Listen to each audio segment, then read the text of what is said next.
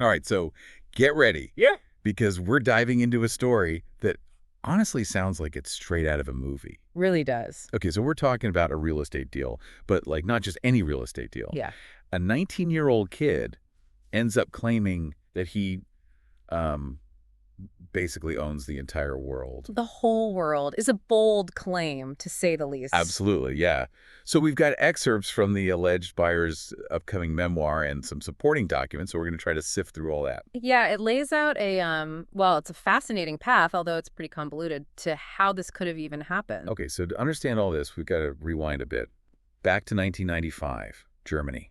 So the Cold War's over, American military bases are closing left and right, and you've got this sudden scramble to buy up all this newly available property, right? Yeah, and it's super important to remember the geopolitical context here. It's a time of major realignment in global power, and these former military bases, they were strategically positioned, often with a lot of significant infrastructure. Right. So they represent a lot of potential value, but to the right buyer. Right, exactly. So that's where our protagonist, a 19-year-old high school dropout, enters the scene. He sees the opportunity here, right, to make some money in this whole real estate frenzy. Mm-hmm. So he and his mother, they start working with the Oberfinance Direction, or OFD Koblenz, which is the authority in charge of selling these former military properties. And what's really interesting is that this young man, I mean, he's got no real experience in international law or real estate. Right, right. And he stumbles into the situation that could have, like, massive global implications. Yeah. Really highlights how these seemingly small actions can have, just unforeseen and dramatic consequences. Yeah, absolutely. So they zero in on the Kreuzberg Kaserne. It's a former U.S. military base in Zweibrücken. Okay. But, and here's a catch, part of it's still occupied by Dutch forces under a NATO agreement, Right. which complicates things a bit. That's where it gets complicated, yeah. You've got this intersection of international agreements, military strategy, and these local real estate transactions. Mm. It's all colliding in this way that creates a very unique set of circumstances. Yeah, yeah. Huh? And as they're searching for investors, a potential buyer pops up, expresses interest in the entire Kreuzberg Kaserne, The whole thing. the whole thing, Mm-hmm. including the part occupied by the Dutch forces. Wow. So the OFD, they initially push back. They say, well, selling property under NATO jurisdiction, that would require a whole international treaty. Makes sense. And that's when our 19-year-old protagonist, completely oblivious to, all the legal stuff, just casually suggests, well, why don't we just make a treaty then? Oh, boy. That's where it all begins. Yeah. That seemingly harmless comment. It's the, it sets everything in motion. Like a domino, right? Exactly. It's just a perfect example of how, not really understanding the complexities can lead to these unintended consequences. Okay, now fast forward 3 years to 1998. Out of the blue, the OFD informs the protagonist's mother that the deal has to close within 6 weeks. 6 weeks. 6 weeks. Wow. And they drop another bomb. They can't work with real estate agents anymore. It's against the rules.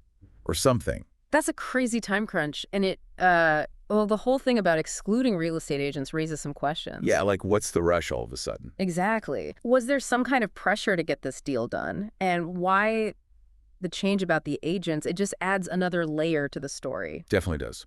So to work around this, the OFD, they propose a solution. Instead of a commission, the protagonist, he should just become the owner of some of the properties. Okay. Remember, he's still just a young guy kind of caught up in the excitement of this whole thing. Yeah. So he agrees. He agrees. He becomes the official buyer, but without really grasping what he's getting himself into. Right. And this is where it starts to get a little absurd, right? You have this young man just through a series of, what seem like totally normal decisions. He finds himself at the center of a transaction that could potentially, reshape global power dynamics. That's wild. It's crazy. So October 6, 1998, he signs this document. It's called the Staatensuccessionsurkunde Nieder 14098, which translates to State Succession Document 130098. State succession document. He thinks it's just standard real estate paperwork, Yeah. just another form. Of course, yeah. Little does he know.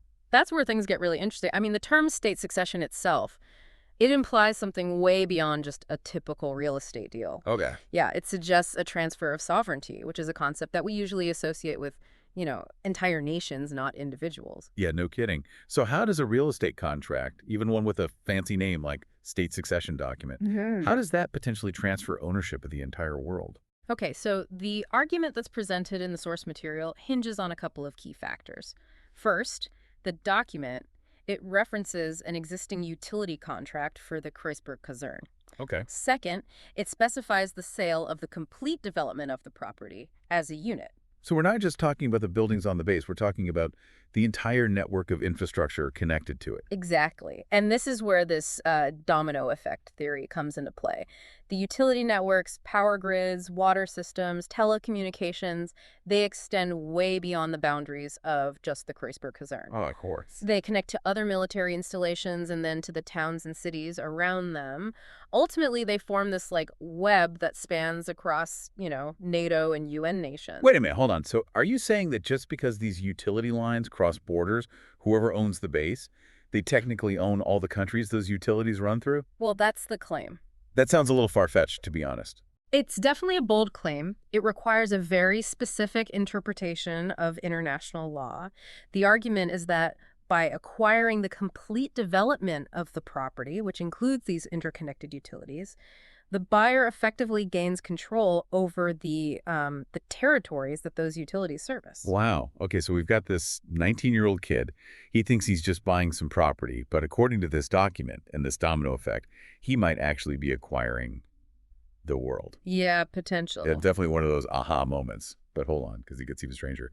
The protagonist, he claims that sometime after signing this document, he was pressured by Germany to transfer the utility infrastructure to the city of Zweibrücken. Wait, so if Germany believed they already acquired the world through this whole deal, why would they need to pressure him into transferring the utilities? Right. It almost suggests that maybe they realized what the document really meant. Yeah. And now they're trying to, solidify their control. And to make it even more complicated, he says this transfer was done through a completely different contract, one that he thinks was completely made up.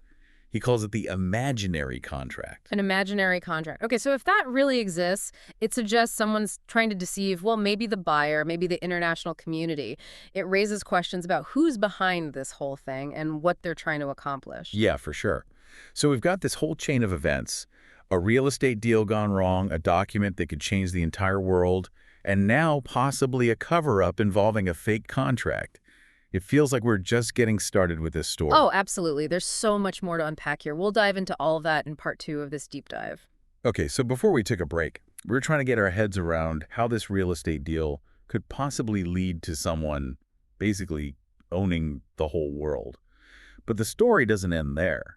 Our protagonist, he says things took a pretty dark turn after signing these documents. Yeah, and it's important to note that what we're talking about now, it's all coming from him. Allegations, basically. Right. We haven't seen anyone else back this up, so it's important to, keep in mind that we don't know for sure if it's all true. Of course, yeah. Healthy skepticism.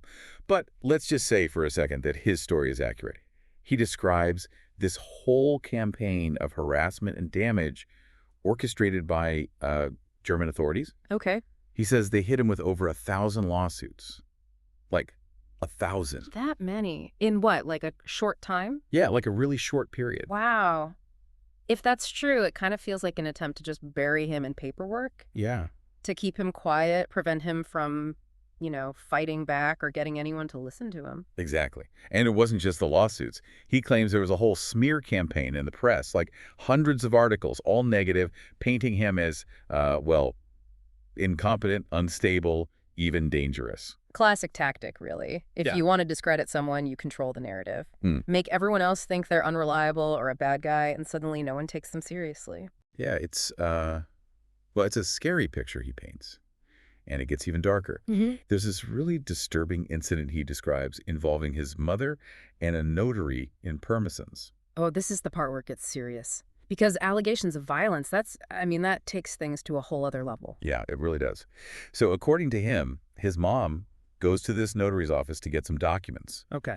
While she's there, she catches the notary's secretary trying to forge the Staaten Successionsurkunde, that document we talked about. Trying to forge it. Wow. And when she tries to leave with the original documents, the secretary and a few other people, they attack her. If they were really trying to forge the document, that means they were trying to mess with the legal record, maybe to erase any evidence of the original deal. And he says his mother, she ended up with a broken rib and other injuries from the attack. Hmm. He thinks they were trying to, well, to silence her for good. Afraid she might expose the truth about the imaginary contract, the one he says was used to transfer those utilities. It's a lot to take in, you know? It's hard to imagine that a real estate deal could lead to something like this. Violence, cover-ups. It's mind-boggling, right? I mean, you start with buying some property and end up in this web of international intrigue, lawsuits, violence. It shows how these seemingly ordinary transactions can have huge consequences, especially when you mix them with, geopolitics and power struggles. Yeah. And our protagonist, he claims he's resisting all this, like a covert takeover of the world, just by refusing to play by Germany's rules. Oh, what do you mean? He says by not filing any lawsuits in Germany, he's preventing them from actually making their claims stick. Oh, that's interesting. So he's arguing that by not engaging with their legal system at all, they can't establish jurisdiction, which means they can't really claim anything. Right. It's like a high-stakes game of chicken, but with, the fate of the world on the line. But if Germany really thinks they control everything, why haven't they done anything more obvious?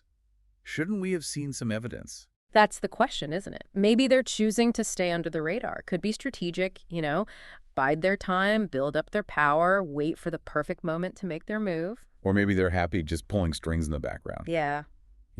Manipulating things without drawing attention. Right, exactly. And then we've got the whole foreign intelligence angle to consider. Our protagonist, he's convinced that other countries, maybe Russia, they know what's going on and are trying to sabotage Germany's plans. Yeah.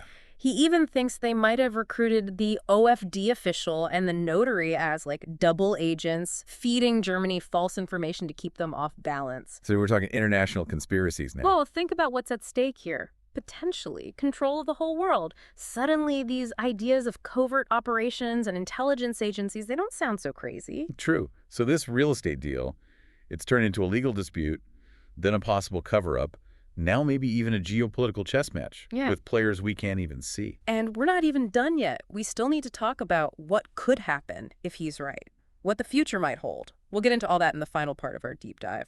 So we've spent the last two parts of this deep dive going through a story that's, it's bizarre and kind of unsettling at the same time. We've got a real estate deal, a mysterious document, and then allegations of forgery and violence, plus all these whispers about international intrigue. But now I think we have to face the biggest question. What if he's right? What if Germany really believes they own the world and they're just waiting for the right moment to make their move? It's it's a scenario with some pretty big implications, that's for sure. But even if we assume Germany is acting on this belief, I don't think they'd be as obvious as, what we see in the movies. I doubt there'd be a sudden takeover or anything. So no tanks rolling across borders, no new global currency with Angela Merkel's face on it. Probably not, no. If they really think they have legitimate control, they'd probably be a lot more subtle about it. Maybe economic manipulation, political pressure, using their influence in international organizations to get their way with policy. So instead of a big dramatic takeover, we're talking about a slow erosion of other countries' power. Yeah, exactly. Think about it. Germany could push for trade deals that give them control over important resources or industries in other countries. Right. They could use their economic clout to get friendly leaders into power, slowly expanding their influence. It's more about dominance through, integration and manipulation instead of just brute force. Okay, that makes sense. And what about this day X that our protagonist keeps bringing up? He seems to think that's when Germany will formally announce their claim to the world. What could make something like that happen? Tough to say for sure. It could be a global crisis. Some moment of weakness or instability that they could use to their advantage. Take advantage of, yeah. Imagine a huge financial meltdown or maybe a widespread environmental disaster. Okay, yeah. In all that chaos and uncertainty, Germany could step in, offering help, solutions, but with a catch. You got to submit to their authority. That would be like these saviors promising stability and security, but with the goal of getting everyone under their thumb. Exactly. Or it could be something more calculated, They wait until they control all the important stuff, finance international institutions, maybe even military alliances, and then they make their move. And what about the intelligence agencies in all of this? If they know about what Germany's doing and they're trying to stop it, like our protagonist believes, how would they react to day X? Well, that's where things could get a little scary. Yeah. You might see more espionage, cyber attacks, maybe even proxy wars as countries try to mess with Germany's plans or hold on to their own power. The whole global power balance could change, which could lead to a lot of instability and conflict. That's a pretty unsettling thought. Mm, The world on the brink of collapse, all because of a real estate deal gone wrong. yeah.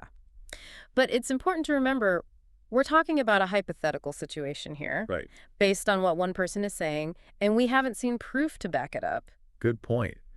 But even if he's exaggerating, even if Germany isn't planning to take over the world, this story still makes you think about some pretty disturbing things. Yeah. How much manipulation and deception is happening on a global scale. Absolutely. It definitely challenges our assumptions about, how stable the world order really is. And it shows how these seemingly small events can lead to some pretty crazy and unpredictable outcomes. Yeah. I mean, it reminds you that the world's a complicated place. What happens in one place can affect everyone else, even if they're on the other side of the planet. Right. Well, we've covered a lot in this deep dive. We started with a real estate deal, explored a document that might just change everything, and ended up talking about international conspiracies and covert intelligence stuff. It's quite the journey. It is, but where does this leave our listener? What can they do with all this information? It's a lot to take in. Well, I think the best thing to do is keep digging. The protagonist's memoir is coming out soon, so that'll probably have more details about this whole saga. But, read it critically, think about the evidence, and decide for yourself what to believe. And most importantly, never stop asking questions. Don't just accept what you're told. Dig deeper. Look for the truth, because it might be hiding in plain sight. Absolutely. The world's full of surprises. You never know what you might uncover. Well, on that note, I think we'll wrap up this deep dive. Until next time, keep exploring, keep asking those questions, and keep learning.